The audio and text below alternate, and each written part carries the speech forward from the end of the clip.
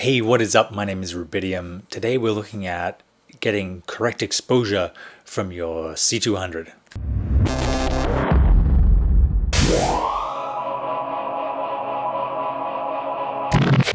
So probably the most often asked question I get on these YouTube comments is, how do I meter and expose this camera so that I don't get grain?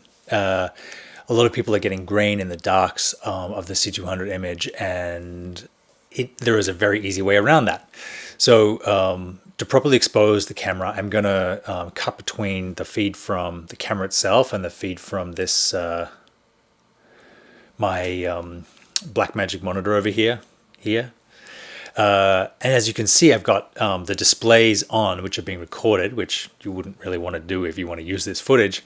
But here, because I've connected via SDI, you can see the, move this closer.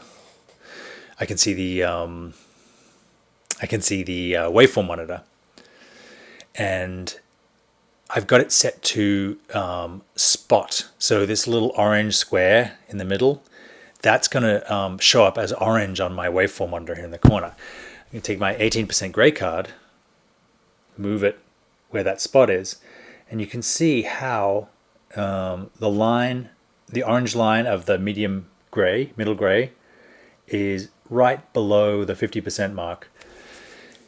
If you look at the white paper published from Canon, you see that middle gray in C-Log2 is supposed to be 42%. Or 42 IRE, which totally, is great. The waveform is pretty small. I usually stick to around 50. There's not a white line for 50. There's only a very small black line. But you can see here, it's just below that. The other thing that you can see on my settings is that I am shooting at ISO 200. And then I've put on 2 stops of ND.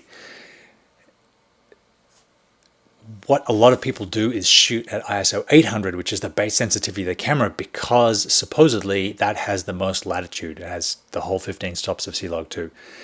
As you can see here, though, at 800, the exposure is both above and below, whereas at 200 and below, you're getting more stops in the shadows. So if you're shooting somewhere like me, where you can control the intensity of the light because it's artificial, but you do have a lot of dark areas behind you or out of frame, it makes sense to shoot, strangely, in a dark area. It makes sense to shoot at lower ISOs for less noise. And as you can see in the waveform as well, there's really not a lot going on in the top 50%. So I'm going to turn my lights on back there, and you see all these little patches now below 80. You also notice in the waveform here, I've got the LUT switched on, the Rec 709 LUT or BT709 that the C200 lets you apply to the outgoing SDI image. If I turn that off, you'll actually see a better representation of this waveform. So here is strangely, this is the C-Log3 image, because this camera doesn't let you actually look at C-Log2. No one really knows why. But in the C-Log3 image, it's still in the same place. You can tell the waveform doesn't move when you apply the outgoing LUT. So now that we have balanced our image to just under 50% with 18% gray, one other thing I should say is there's no point holding this card up here, where it's much closer to the source of light than your subject is going to be. You want the waveform to read the gray card near where your source of illumination is. That way you're going to get the correct exposure. So we're going to take this into Resolve, and I'm going to show you how to apply, how to then grade this image in RAW to get the best exposure from this image. So here we have the clip in DaVinci Resolve. I'm going to start by applying a 3D LUT of the default ARRI Alexa log C to Rec 709.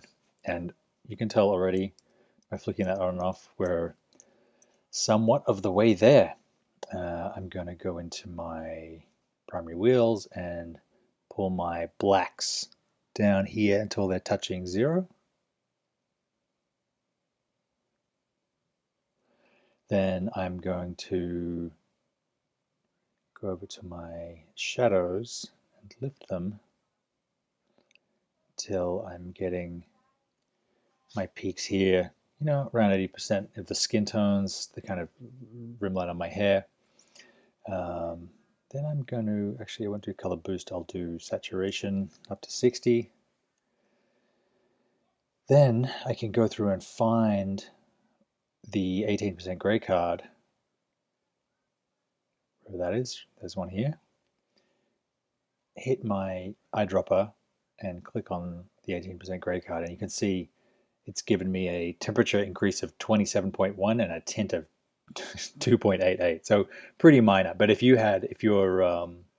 saturation was way, if your temperature was way off, that would have really helped. Now it's still not quite there. I think I want to add some more contrast, so we'll go up to 1.1.